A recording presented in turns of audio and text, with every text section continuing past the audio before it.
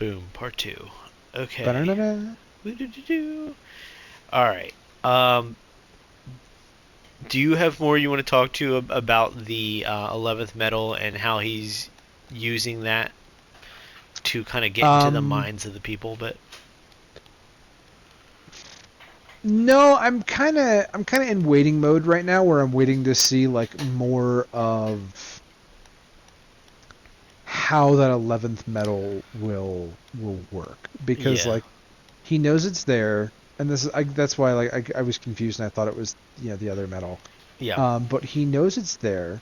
He knows what he needs to do with it, and I'm curious to see like how that like all like falls out, how it works. Okay. All right. Yeah, I'm just gonna say I think that it's clever to add on to what you're saying, like how it can put the like getting the masses, the people to believe it.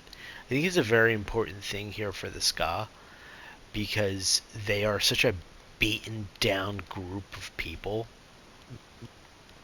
So if they can start to believe that there is a chance that Kelsier can beat the Lord Ruler, then maybe there will be an uprising. Maybe they will have the masses with them. You know. Yeah. Um, So a couple things I picked up on while reading this. Creedic Shaw, the Lord Ruler's home. Creedic Shaw is a terrace word for the hill of 1,000 spires. I find it interesting that he uses a terrace word for his home. I did not catch that. That's a really good point. It's fascinating. And this is also where we learned that the Lord Ruler fears the keepers. And I made a note of a specific description that I really liked.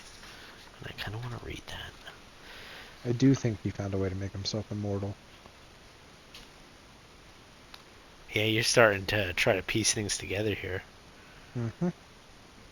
Kelsier looked to the west. The afternoon sun was a poisonous red, shining angrily through a sky of smoke. Just below it, Kelsier could see the silhouetted tip of a dark peak, Tyrion, closest of the ash mounts. I just I'm starting to picture this world like with these descriptions, and like I'm really excited for this Mistborn movie that Brandon is writing. Um, he is 55% through the screenplay.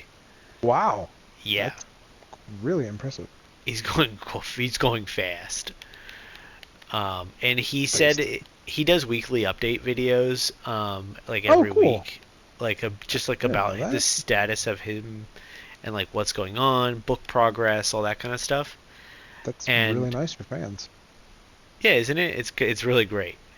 And in the last update, when he said he was 55% through it, he goes, I'm right about where Vin is learning to be Mistborn and she's starting to go to balls and stuff. And I was like, oh, cool. He's where we are reading, Hey, which I really liked. I was like, that's awesome. that is really cool, and it like reminds me of something that I had said to you previously, where I was like, this is going to be hilarious because now that I'm reading this, we're going to go into like eventually watching that, and I'm going to be like, it didn't happen that way though. What is that's not right. Right? I'm kind of worried about that. But in the same sense, like, I'm like, I really want to see this world on screen. So, Yeah. what else did I write? What else did I write? Oh, we have another religion. I either Jaism or Jaism. I thought I in my head I was thinking Ja. Ja. Yeah. Okay. Founded by a single man known as the Ja. The Jaists thought that they earned happiness proportional to their avowed devotion and were known for frequent and fervent professions of faith, and ended all their sentences with "Praise the Jah." And And there's a point where Sazed's telling Kelsier about it, and he's like, "Yeah, they didn't last too long after the ascension because like they just kept on praising the jaw out loud." Oh Is god. it bad that, like, forgive me for saying so, but as I was thinking about the jaw, the only thing that my brain could think of was, oh my god, I'm just getting like reggae and like that kind of thing, the way that they would be like Jaman, like that Jaw, kind of thing. Jawman. I hope that there's a flashback in the movie to each religion, and there's just a bunch of dudes being like, Jawman. I would love that. Oh, it'd be a fun little thing. But that this is like I'm really enjoying the like religious, like, okay, we're gonna go into like all of these little things. And it would not surprise me if Sazed was doing this as like a, I'm trying to get you all to realize something. You're not quite there yet. Like, he has that like elder sage kind of vibe going on where like he knows what's up. Yeah, Somebody else might not be on his level, but he'll get you there when he's ready to get you there. I like that. He's got this like wise sage vibe for sure. Yeah.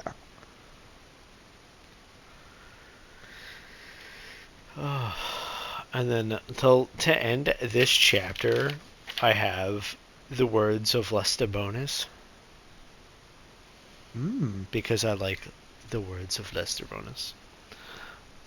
And I can't wait till Kelsier gives him a nickname so I can just say his nickname. But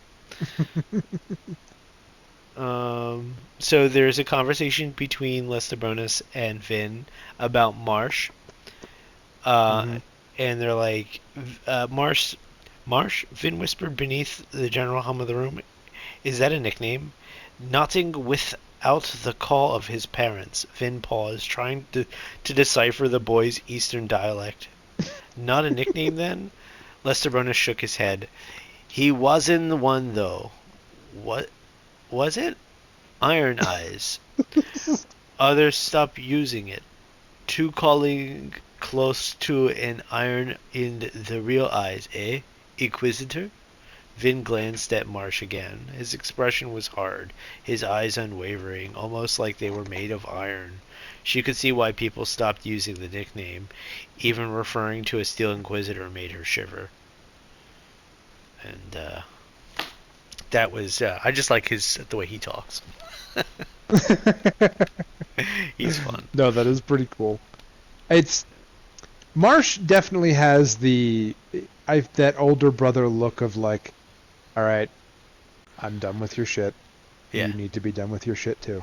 yeah. Let's move on now. He's tough as nails.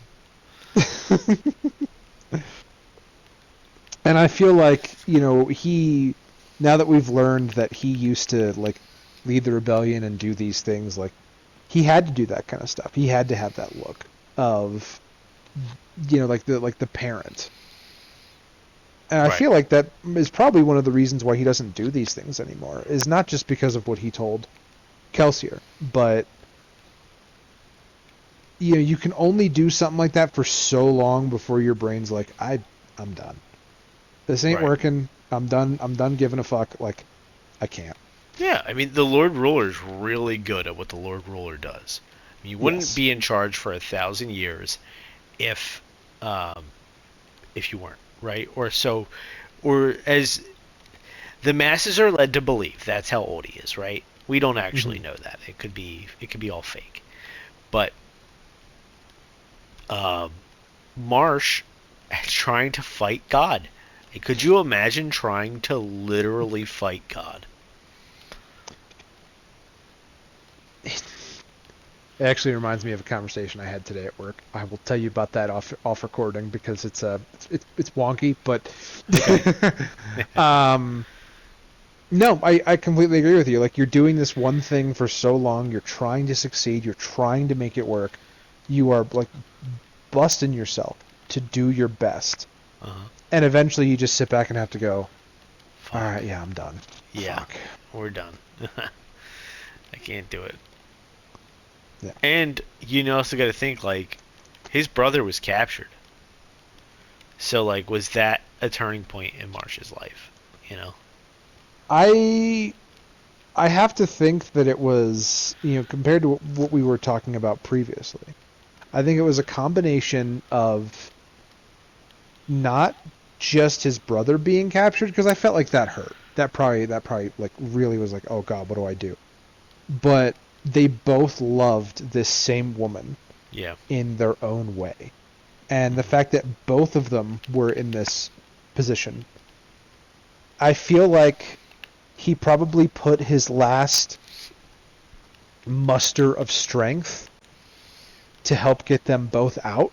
And my theory is that when she when Kelsier's abilities activated and when his wife died, I feel like that was probably when Marsh was like, I'm done. Yeah. Because they've already made comments of him being like, I wish that, she was alive instead of you. And Kelsier was like, yeah, me too. It's so hard. Yeah. Uh, um to add to that, I have a little fun fact. So I've been Yes. watching these videos on the Cosmere as a whole, and where like some super fans have like gathered a lot of information and has Hmm. started compiling things to try to make things make a little bit more sense. Yeah. And I was watching a a video on emotional damage in the Cosmere. Every other chapter. Yeah, right. And there is a word of Brandon. So a word of Brandon is him talking like at a con, and Hmm. he answers a question of a fan, and sometimes he does spoiler Q&As. And at Oh, this nice. Q&A, he was asked, given all of the emotional damage in the Cosmere, is it a requirement? Is emotional damage a requirement to be able to use investiture or like have? Ooh. And Ooh. Brandon actually says it's not a requirement, but it helps. And he explains that in the Cosmere, every person has a soul and a spirit web. The spirit web is things like connection to people, um, and what makes you you is in your spirit web. So it has a Okay. whole bunch I of can different get behind things. that. Now, when the spirit web is fractured or damaged, it makes it easier for investiture to slip in and take hold of your spirit web through the spiritual realm. Hmm. Okay. So, and the best example, and we already know about this, when a person on Scadrial snaps, they are going through trauma of some sort. So that Hmm. snapping is their spirit web being damaged enough for the investiture to seep in. It's And very planeswalkers. yeah, I thought that was fascinating. I learned about that today, and I was like, I gotta share that with Shane. Yeah, that is. If you don't mind a side nerdy tangent, there's one planeswalker in specific. I won't go through her whole shtick. No, it's cool. Go ahead. It's fun. she, her name is Liliana Vess. She was born on this world where it's just constant monsters, constant fighting, all of this. She originally was trying to be a healer. And so her brother got desperately sick. And her healing magic was not good enough to help him. I don't know. And I know how lore accurate magic nerds are going to be. So for the people listening, if I get this wrong, don't come at me. I'm not perfect. But she was trying and trying and trying to like save him. And so she ends up meeting this guy called the Raven Man, who people suspect could be a demon. There's like things that he could be a god of this world that they're on, of Dominaria. That's the name of her planet. But nobody knows who the Raven Man is. And so the Raven Man is like, I can give you a way to save your brother. And by this point, her brother was pretty much dead. He he was on his way out. And the potion that she gets from this Raven Man and makes a deal with him turns her brother into a zombie. Oh. Because he was already dying. And this was a way to unlock her necromantic magic. And so as soon as her brother, like, he passes away, and then he starts to come back. So she gets all excited, and she's like, yes, like, he's coming back. This worked. My healing magic worked. I put in my magic into this potion. Everything's going to be fine. Because she did her own, like, kind of thing to it to try and help it along, because she thought she was a good healer. What she actually did was necromancy. And so he then comes back as a zombie and kills the rest of her family. Her mom, her dad, I think she had another sibling. Because then she couldn't control this zombie. And so as her brother is like going on this zombie rampage, his name is Josu, her planeswalker Spark activates, seeing this carnage, and she's just gone from Dominaria. That is very... Because when your planeswalker Spark activates, you get sent to a random location. Oof.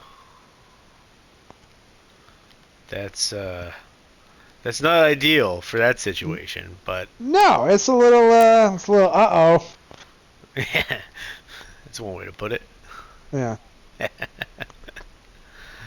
Damn, and like that's there are pretty cool. stories in Magic of like planeswalkers spending years and years and years trying to get back to their home plane, because then they have to figure out like, oh, like I can planeswalk, I don't know how to get home. Like it's not like you planeswalk and now you have this power. It's you planeswalk, now you got to figure it out. Right. There's no one teaching you that. Yeah. Yeah. So yeah, when you mentioned that of like a heavy emotional trauma being this, magical trigger, it's not required, but it lets it in, is like, oh yeah, that's what happens in Magic. Yeah. If I've learned anything from the last couple years from reading the Cosmere and checking in on Brandon Sanderson, he's a big old nerd. I love it. Yeah. And I had the feeling like if we could just sit and talk with the guy, we'd probably end up being good friends with the man. Yeah. No, hearing him talk about his favorite Magic sets and like why he likes some of these Magic sets, I'm like, oh, yeah, no, you're crazy, but you're good people, and I Yeah. like it. Exactly. I'd want to be friends with you, but I also don't want to distract you from writing your books. Yeah, exactly.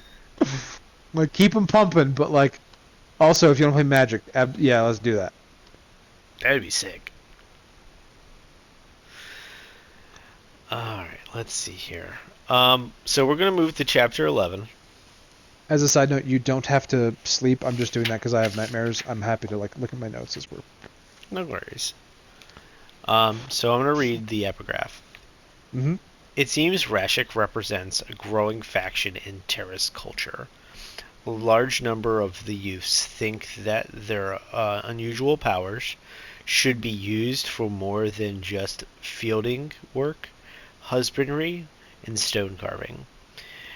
They are rowdy, even violent, far different from the quiet, discerning Terrace philosophers and holy men that I have known. They will have they will have to be watched carefully, these Terrace men. They could be very dangerous if given the opportunity and the motivation. So I wrote, it talks about the rise of powers in rebellion. I'm convinced that it references the lead up to the Lord Ruler taking over, seeing these people use this magic system and realizing that if not controlled and properly kept in check, that will be another way for people to destroy themselves. Yeah.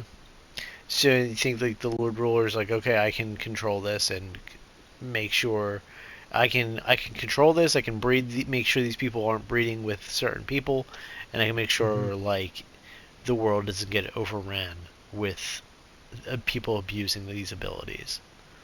That's exactly what I think. Yeah. Okay.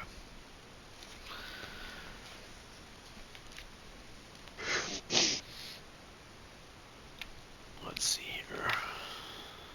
What's my roads?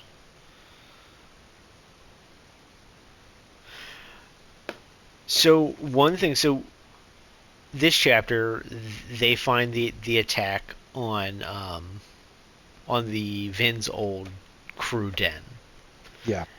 and it's pretty violent. It's pretty grotesque. One thing that stuck out to me is that their corpses were rotting, and it seems to be on like a fairly quick time scale. Mm-hmm. Isn't it? It's strange. Like, It is very strange. It almost seemed to me as if like whatever they did, they drained the energy from these people. And not just the like, oh, I'm going to suck out all of your like life force, but like they essentially turned them into a battery or poisoned them in some way, where they just drained them and the draining does not stop until there's nothing. oh, that's fascinating. Yeah, I didn't even think about it that way. That was like kind of the vibage that I got. Yeah, no. Now that you're like, I think you might be on something actually. Um, knowing what I know about the Cosmere and you saying that, I'm like, huh. Hold on. That's it. Hold on to that. Good. I feel like this is another one of those moments where you like Shane, stop saying shit. No, I'm more like, well, there's no way for you to know like exactly what's happening. Oh yeah, I have no But idea. that said, I really don't know why. That's why I noted it. Like, why are these people decaying faster? And it was something I was going to try to keep track of. But you saying that, and I'm like, maybe Shane figured it out.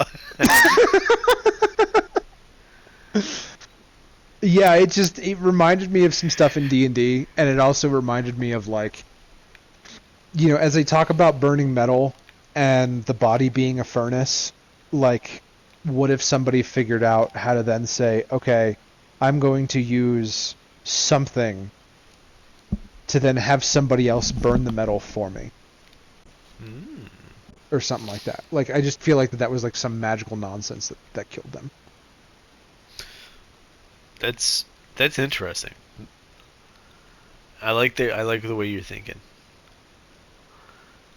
Brain Uh, sale. brain cell, yeah. One of us has to have it. Yeah. And then I wrote the mystery of Sazed in my notes because Vin's starting to be like, what the fuck's this guy up to? Because like Mm-hmm. he's here, this is dangerous, like, and he's just a terrorist service dude. Like, what's going on? Yeah, like he doing something. Yeah, what's he up to? The sassy guy. Yeah, no, I know that he was told to like protect her, Uh huh. and he was like, "Yeah, I'll absolutely protect her. I'll do my best." Uh huh. But like him being there, like I even wrote that too. Like she thinks it's because he's powerful, and then I also wrote like for all of those people like being killed the way they were killed, the Lord Ruler does fear his people.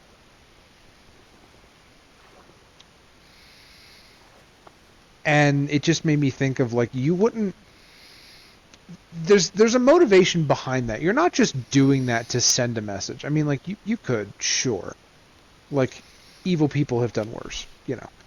But I really do think that that sending a message is a message out of fear of like, oh, I can't control you. Uh I huh. need to let everybody around you know that I should be able to control you, and this is the penalty for me not controlling you. Is this like hunting and? Yeah. And it's not Yeah. all terrorists that he does. It's just the keepers specifically. Mm-hmm. So like they're doing something that they shouldn't be. Yeah. No, I thought that was interesting because like I really did feel like there was more to that. Yeah. Now, granted, he could just be like, I'm doing this because I'm a bad guy, rar. Like it could just be that.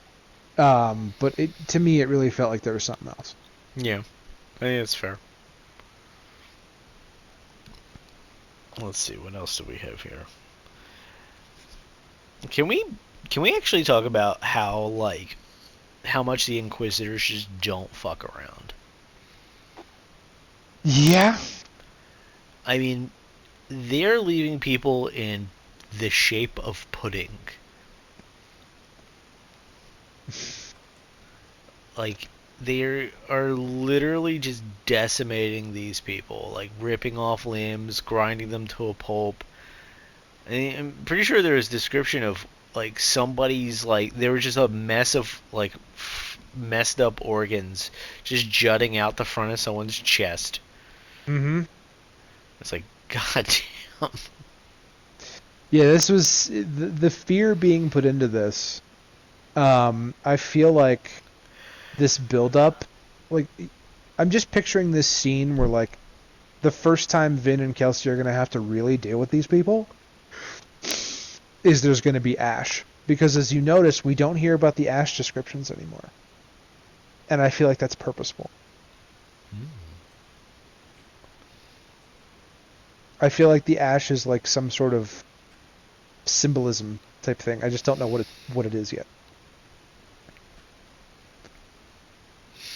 Yeah, I mean, I had the feeling like when you're gonna like to add on to what you're saying, it's like it's gonna be this like this moment where like the ash will start falling and then like they'll turn and something's gonna be there. You know what I mean? Like it's Oh yeah, for absolutely for sure. kind of like a harbinger of some sort. You know, Yeah.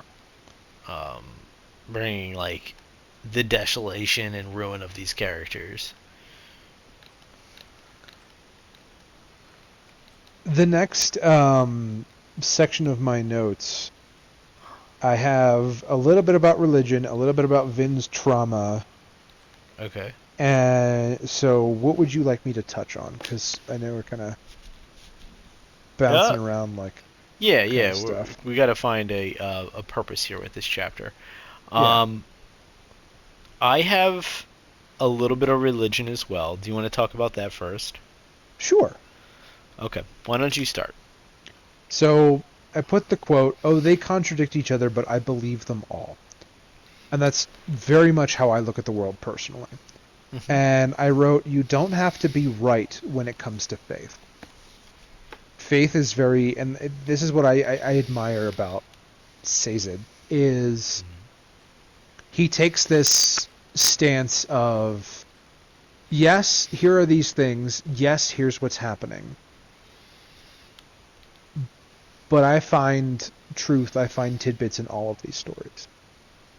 I believe in I believe in all of them. Sure, of course they're going to contradict each other, and like that's what I feel like is an echo to modern day, where you have all of these different religions all over the world, and they're all written by people. People are going to get things wrong. People are going to contradict each other. Hmm. Like, Exactly. unless you find a tablet that's written in another language that says this was written by this god, it's going to be written by a person. And that's the point of faith, is to sit there and go, oh, this thing, I believe that. But a good faith is a good person, a good faith is going to go, yeah, I believe that. Oh, you believe this other thing? All right. There's thousands to choose from. No big deal. Yeah. And like that's the way that he says that. I sat there and I was like, that's exactly how I see the world. In different religions and different deities. Like, yeah, I believe them all. Of course they're going to contradict each other. They're written by people. Right. But Exactly. no big deal. So I really loved that quote. It's a really good one. Uh, I I love the character of Sazed, and I had the feeling that you might enjoy their character as well. Oh yeah, yeah. You know me well. Yeah. Um, so it's funny. I think I might have even had sent you a couple of his quotes when I was reading this the first time. Um, I don't remember exactly. I just remember like being like, "You need to read this," or at least thinking it.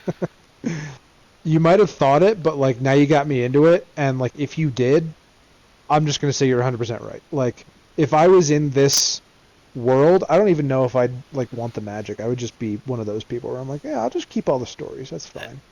A keeper, yeah. It's totally like your vibe.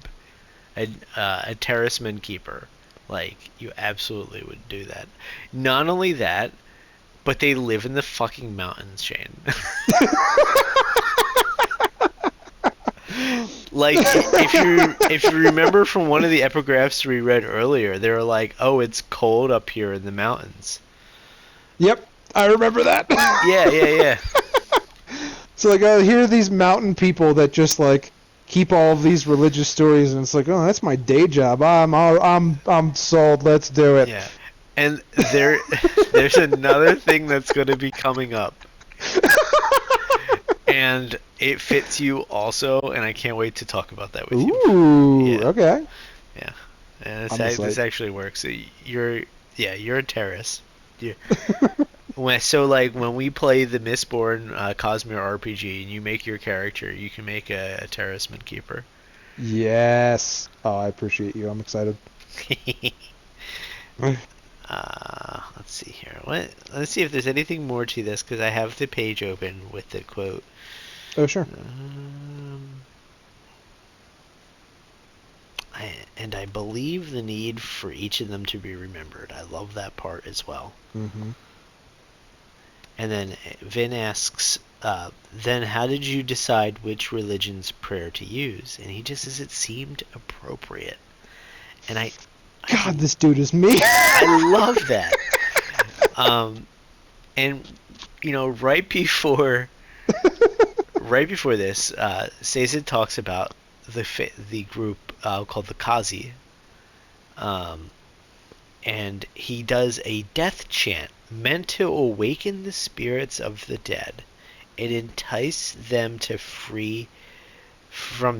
entice their soul to free from their flesh, so that it may um, return to the mountain of souls, which is pretty fucking metal if you ask me. No pun That is intended. pretty metal.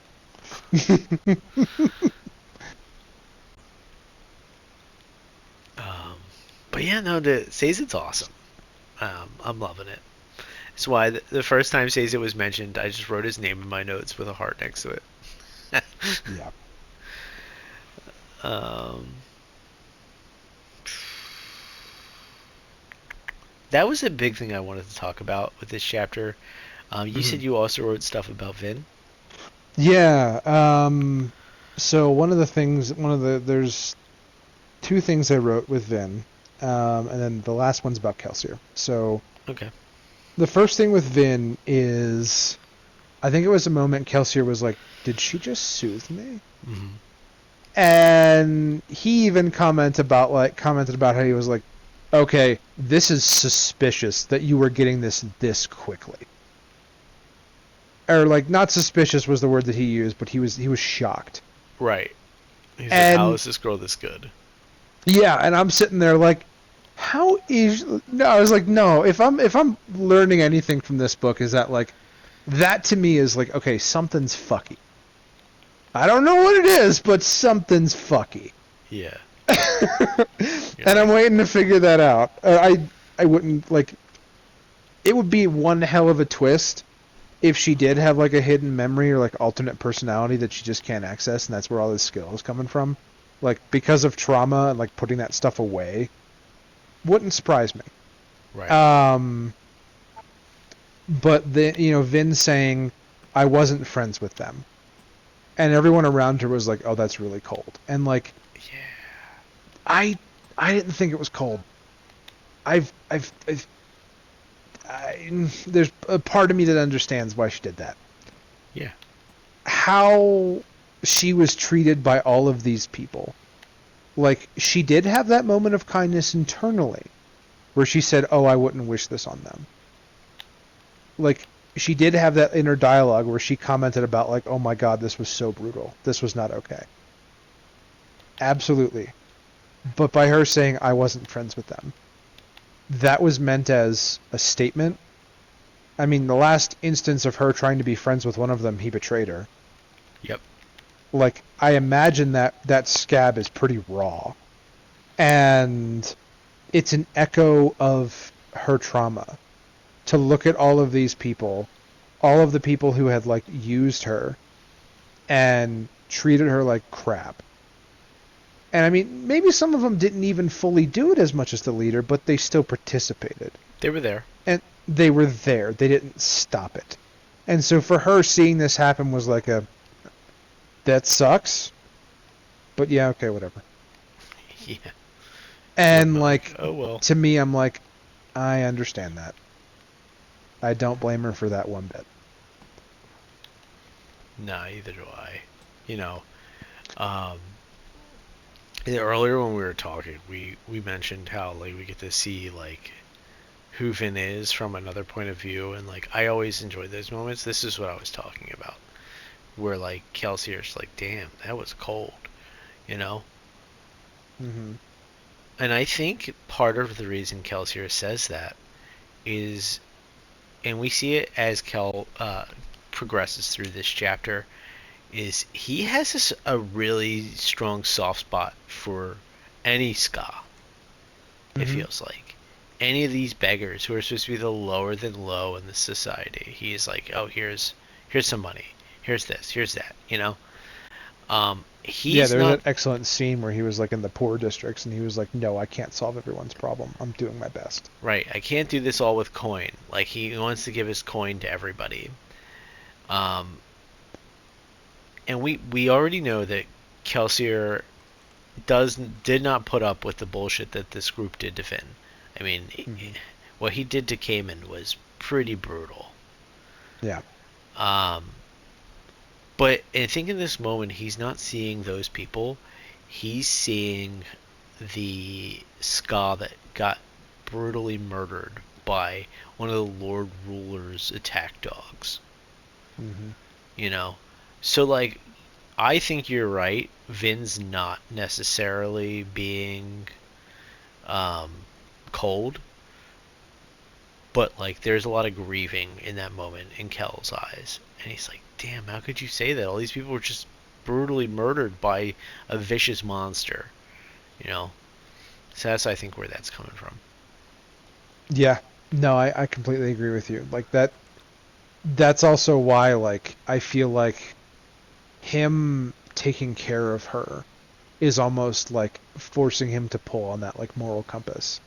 Because we see that his brother, yeah, Marsh, for the longest time, like was the one that was like keeping everything together. And Marsh even said like, you were always like basically partying, like you were always doing these things, like you didn't know what was going on. Right. And now you're sitting here and telling me that you do. He's like, I don't believe it. Then it's like, fair, okay, I can understand that. Absolutely fair. Yeah, I don't know. I don't think I would believe it either if I was Yeah. Marsh. Um, I think. And Oh, oh, sorry. sorry. I was gonna say I think Kelsier is gonna have to do a lot with his actions, not just words. Yeah. And No, I completely agree. And I think with his brother, and even with Vin, I feel like there's going to be moments that come up mm, where, like you were saying, like some of this is going to be tested. Some of this is going to be pushed to its limit. And we're going to try and get to see, like, who Kelsier is. And we haven't seen that yet. We've seen the calm, collected, like, leader but we have yet to see, like, okay, here is this pressure. Is he going to crack? Right. It. That's a good question. You know. And that does pair in like with the last thing that I wrote was there was another hint that someone betrayed them. And like this is part of the reason why I was like, could Vin be a double agent and not know it? But Kelsier hates the idea of someone in his own crew betraying them. He won't even entertain the thought. Like Right. that is something that I think he can't handle because it's going to force him to go, oh, here's these people that I consider family, that I consider I need to protect. If I find out that they're serving the Lord Ruler, my moral code will demand that I kill them. Hmm. And he doesn't want to even entertain that thought. Yeah. I mean, But it's getting to the point where like it probably is going to be somebody close. I think the most obvious choice is what's his name? The one who sues emotions. Breeze. Breeze. That's the obvious choice that I think Sanderson wants the reader to think, but I don't think it's Breeze. Okay. Who do you think it is? I know it's far fetched, but like Vin being a double agent would be pretty fucking trippy. Yeah. That would be pretty trippy. um, but I think that like it might even be his brother. And I think that like if it was his brother, it would definitely come from the whole, hey, this woman that we both love died, and I blame you for it. Right. And like maybe it was jealousy the first time around Yeah, because they don't know who betrayed them the first time and they might still be in the crew. yeah. So maybe it was jealousy the first time, and now it's just Hatred. hatred. Yeah, Yeah, revenge. and that could also be like a brotherly way of being like, that's why I'm not around you. Is because if I'm around you, I'm going to betray you because I hate you. Right. And It's so like, I'm doing you this kindness by not being there. right, I don't want to do this, but I'm going to. Yeah. That is my theory. What's yours? As far as betrayal, Yeah. I'm in, I'm inclined to think that it was like someone like Marsh, like a brother, or maybe Dachshund, someone really close to Kel, someone who Mm-hmm. knows the the ins and outs of his movements, someone who's going to be there at the meeting, you know. Yeah. Um, I The don't. room where it happened. Right, exactly.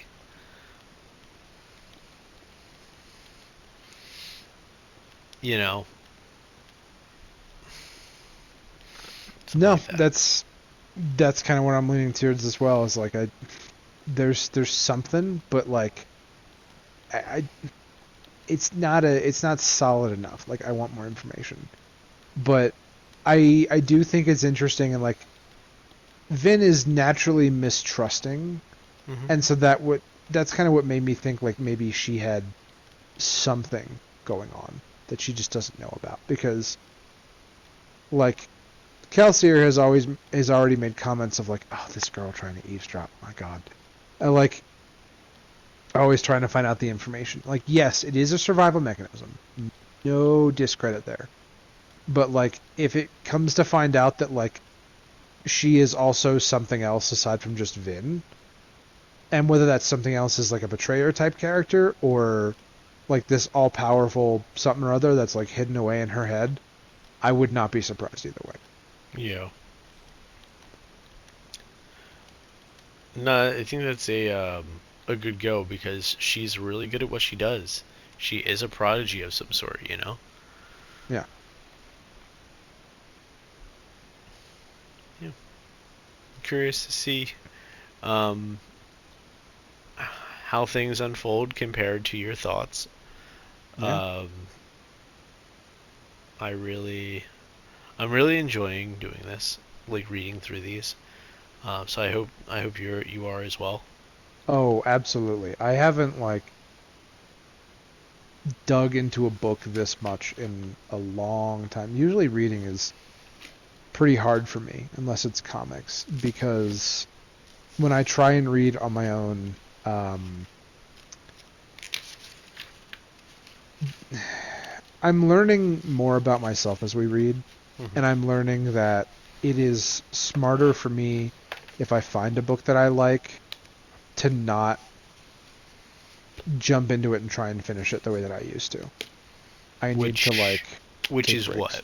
what? How did you used to? If you don't mind me asking. No, no, no, no. I would read, I would push through until I got to like a part that was really like, really grabbed my attention, and then I would continue and go on and on and on and on and on, or I would get tired because the book was like too slow and like my sleep apnea was just not cooperating with me, Hmm. and I wouldn't be able to like I'd put it down You couldn't because like my focus enough. primary I wouldn't focus enough. And my primary like mode of like relaxing is playing video games. Hmm. And so like doing only a couple chapters is like okay, this is enough that like it's keeping me interested. It's Hmm. keeping the brain like flowing, and I'm Hmm. sure I know for a fact that we're going to get to parts where I'm like I want more, but I'm Hmm. going to force myself to slow down so that I can enjoy it properly. Yeah. So I'm a big old Sanderson nerd. So here I am with a little fun fact. Hmm. In the Stormlight Archive, there is a saying, "Journey before destination," Hmm. and that is very much how I see m- these books for me, or just reading. It's I used to be of the mind where I gotta get to the end of this. I gotta get to the end of this. And Same, yeah. with with reading these with you is I know that every week I'm gonna read 3 chapters. I can Mm. put that into my schedule. I can very much say, okay, that's an easy thing for me to do.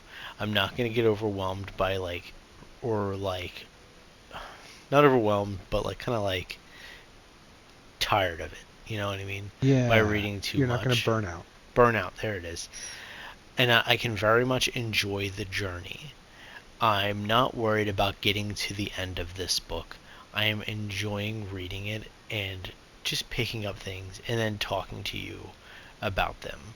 And I feel like it's that like talking to a friend that also just makes it that much easier um, to kind of get through a large novel such as this. Yeah, no, that's I agree.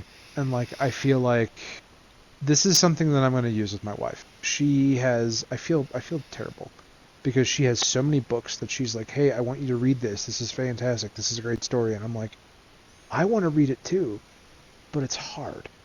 Hmm. Like I used to use reading as a coping mechanism. And Hmm. so I would throw myself at books and books and books just to escape Hmm. things that were happening. Hmm. And now that I don't need to do that anymore, my brain is like, oh, how do we read? How do we do this again? Because we don't need to do it that way anymore. So how do we do it a different way? And that Right. was what I struggled with for such a long time is like that's something your brain just has to figure out. You can't like even trying to like train your brain to do other things, like you can't just flip the switch and be like, "Oh, do it this way." Like there's a mechanism in place for it. Right. And refinding that mechanism is difficult. It is. I mean, you set a habit for so long doing something one way. It's hard to break those. Yeah. So no, I'm learning a lot like about like how I enjoy reading, Hmm. but I'm also like really loving the content of Sanderson. Like I haven't had an author in a long time where I'm like, "Oh yeah, this I'm gonna dig into all your stuff." Makes me so happy to hear you say that because Yeah. I felt the same way. When we can talk about this off stream. Sure. Yeah, we're We're kind of drifting. going, yeah. But all right, guys. Appreciate y'all for listening and sticking with us. Yeah. Thanks to the people who are watching. I appreciate you. We both Yeah, do. definitely do appreciate y'all. We're getting further and further. I mean, we're in part 2 right now, and we've got chapters, what, 12, 12, 13, 13, and 14? 14? All right. Mm-hmm. And we'll be on those next week. Yep. We'll see you soon for more trauma, more magic, and more funsies. Yeah. Trauma. Whoa! Peace. All right. Good night, everybody. Good night, y'all.